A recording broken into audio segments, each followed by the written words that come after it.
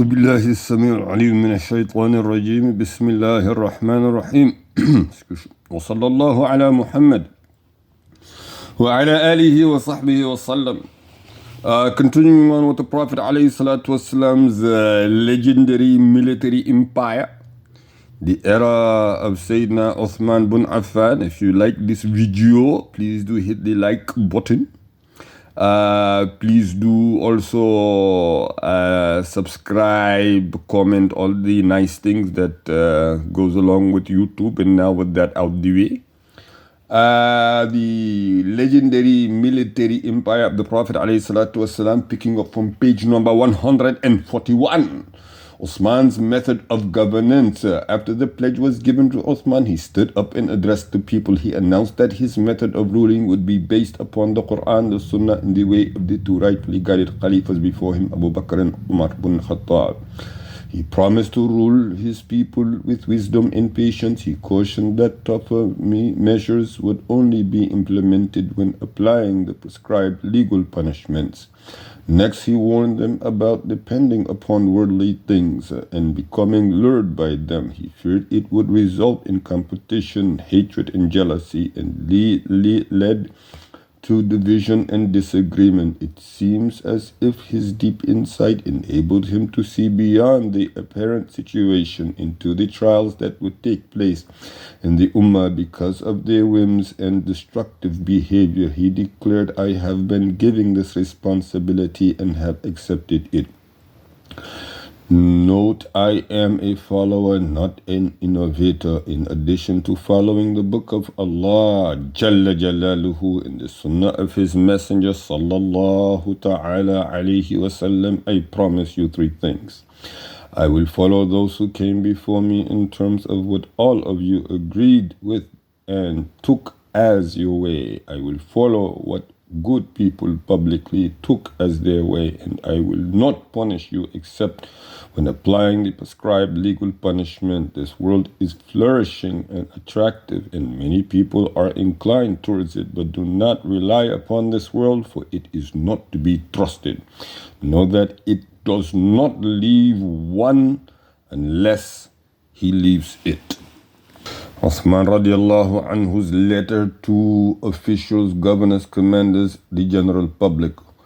Uthman radiallahu anhu retained all the officials appointed by Umar radiallahu and did not dismiss any of them for 1 whole year, as dictated by the advice of Umar bin Khattab radiallahu anhu.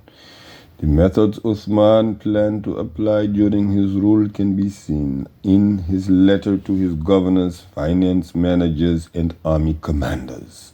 7.1.1 His message to the governors.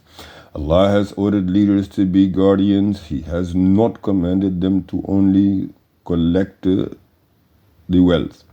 The early Muslims of this Ummah were created as guardians rather than collectors of wealth. Truly, your leaders are upon the verge of becoming the collectors of wealth rather than the guardians. When that happens, there will be no modesty, trust, or fidelity. The most just way of ruling is to look into the Muslims' affairs and their obligations, and then give them their due, and have them give you what they must as well. After that, give the non-Muslim citizens their due and have them give you what they must. Finally, deal with the enemies you wish to defeat and seek victory through fidelity. In this message, sent to the governors of the conquered areas, Uthman underlined their duty towards the people. These duties did not include mere collections of wealth, but also involve taking care of their well-being. This is why he laid down the policy he expected his governors to follow while administering the Muslims' affairs, namely the imposition of the obligatory tax on the people and the discharge of their due rights. This would result in the well-being of the Ummah. If they turned into mere collectors of wealth, also modesty, trust, and fidelity would be lost.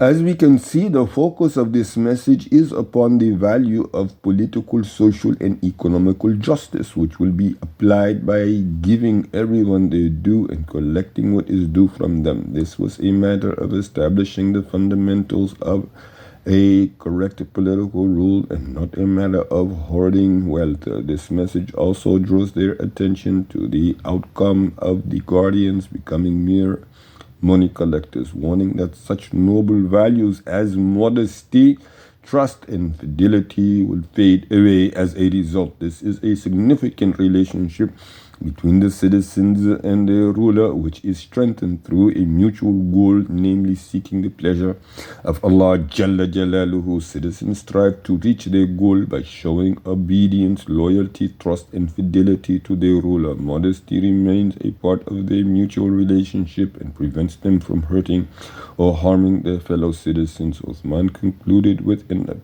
important piece of advice, that being faithful to one's contract is one of the most important means of winning over the enemy. The effects of this noble trait on the administrative and military superiority of the Muslimin are evident in the books of history. 7.1.2 His message to military commanders. Uthman's first message to the commanders stationed at various posts of the state was as follows. You are the protectors of the Muslims, and Umar radiallahu anhu has given you a mission of which we are aware. As he outlined in our presence, I do not want to hear of any of you having changed regarding that, lest Allah Jalla Jalaluhu changes your affairs and replaces you with others. Pay attention to what you do, for I pay attention to what Allah Jalla Jalaluhu has ordered me to pay attention to, and I do what He has commanded me to do. This message clearly stated that a change of rulers would not affect the policies. All the caliphs and other rulers walk the same path, which is the duty of applying al-Islam in the lives of the people. In this message, Sayyidina Uthman bin Affaan radiallahu anhu clearly reminded the commanders that the rulings of caliphs are based on mutual consultation. This means that the decision makers have detailed knowledge of all the important affairs of the state. As a result, when a ruler leaves office and another takes his place, the latter continues the same policies because the mutual goal is clear to him as well. He wrote, I do not want to hear of any of you having changed regarding that, lest Allah Jalla Jalaluhu changes your affairs and replaces you with others. This demonstrates his understanding of the way Allah Jalla Jalaluhu deals with his creation. He supports his proteges through opportunities, protection, and victory only if the conditions of following his Sharia and submitting to his commands are fulfilled. Once his creation changes and does not fulfill this command, Allah Jalla Jalaluhu changes their affairs and appoints others over them to rule over them, as mentioned in the following ayah of the Quran. For each one are successive, meaning angels before and behind him, who protect him by the decree of Allah Jalla Jalaluhu. Indeed, Allah Jalla Jalaluhu will not change the condition of a people until they change what is in themselves. And when Allah Jalla Jalaluhu intends for a people ill, there is no repelling it. There is not for them besides him any protector. Surah number 13, ayah number 11. Finally, Uthman reminded them he too was aware of his obligations and would fulfill them in order for the people to realize that both the ruler and the ruled must do their part, and that every individual has to work toward the betterment of the Muslim Ummah. 7.1.3 His message to the tax collectors. The first letter Uthman wrote to those who collected the tax on agricultural land was to follow. Allah Jalla Jalaluhu created the truth and only accepts the truth. Allah Jalla Jalaluhu created the truth and only accepts the truth. Take what is rightfully yours to take and give what is truly upon you to give. Keep your trust always. Do not be the first to lose trustworthiness, and thus what you deserve with those who follow you. Always be faithful. Do not mistreat the orphans or the non-Muslim citizens, for Allah Jalla Jalaluhu will be against him who oppresses them. This message was directed to the ministers of finance who collected money from individuals so that it could be spent on the well-being of the Ummah. He noted that Allah Jalla Jalaluhu only accepts the truth, and truth is based upon truth and fidelity. Then he invited attention to two weak social classes, namely the orphans and the non-Muslim citizens, and he warned that they must not be mistreated, for Allah Jalla Jalaluhu is their protector, and anyone guilty of oppressing them will be subject to Allah Jalla Jalaluhu's punishment. This indicates the greatness of Al-Islam. It enjoins one to help the oppressed even if they are non-Muslim citizens. And this is citizens living in a Muslim state, as we are talking here, the military empire of Rasulullah sallallahu alaihi wasallam. So they're actually living under the protection of the Muslimin. 7.1.4, his message to the general public. You have only reached there you are by following a positive example. You have only reached where you are by following a positive example. Do not let this worldly life distract you from your goal, for this ummah will turn towards innovation when three things become rampant: luxury, maturing of your children from your female slaves and Bedouins, and foreigners reading the Quran. In this message, Uthman encouraged the general public to follow the Sunnah and to avoid overburdening themselves and introducing innovations into the religion. He warned that things would change once three things became rampant amongst them. The first is excessive luxury, which would make the soul vain, propel it towards opulence, and distract it from hard work. Consequently, the soul will become idle and lazy until it declined in terms of vigor and determination. The second thing is the maturing of children from female slaves, which led to ease and luxury in their lives, the effects of which have been felt in the Muslim community in the past from the political, social, and religious point of view. So I think that clarified itself. So moving along now to page number 146. The third one is Bedouins and foreigners reading the Quran. What Uthman meant is that because the Bedouins tend to be rigid and harsh, the guidance of the Quran often does not reach their hearts in the desired manner. As for foreigners, they have some inherent characteristics, deep-rooted beliefs, and ingrained habits that distance them from the Quran ways of guidance. Most of the deviant sects which played a very critical role in Islamic history were of this sort, actually. 7.2, highest authority of state. Uthman announced that the highest authority of state would be the Quran, the Sunnah of Rasulullah sallallahu alaihi wasallam, and the guidance of the rightfully guided caliphs before him, namely Abu Bakr as-Siddiq and Umar bin Khattab. 7.2.1, Allah has mentioned, indeed, we have revealed to you, O Muhammad sallallahu alaihi wasallam, the Quran in truth, so that you may judge between the people by that which Allah has shown you. Do not be an advocate for the deceitful. Quran, Surah number 4, ayah number 105. The book of Allah Jalla Jalaluhu has in it every legal ruling pertaining to life. It also gives us the very fundamental base needed by the Muslimin in building an Islamic state. 7.2.2, the Sunnah of Rasulullah sallallahu alaihi wasallam, the constitution of Al-Islam derives its basis from this source as well. By knowing the way of Rasulullah sallallahu alaihi wasallam, we are able to implement the Quranic ruling correctly. 7.2.3, the legacy of Abu Bakr and Umar bin Khattab. Allah's Messenger sallallahu alaihi wasallam said, follow the example of the two who come after me, Abu Bakr and Umar. A sound hadith recorded by At-Tirmidhi. Uthman's state submitted fully to the rule of the Sharia and was all above all the other laws and systems. So Uthman's state submitted fully to the rule of the Sharia and was above all the other laws and systems. So he was above all laws and systems in the state of the possessor of the two lights and in the community of the companions. The Sharia was above everything, both the ruler and the ruled submitted to it. So the fact that we did not go over why this particular term, the two lights, is what he was called because he married two of Rasulullah sallallahu alaihi wasallam's daughters. So I think that would be good to clarify. Thank you very much. Both the ruler and the ruled submitted to it. Obedience to the Khalif was a must only when it did not mean disobedience to Allah. As the Messenger of Allah sallallahu alaihi wasallam said, one must not obey in sinning.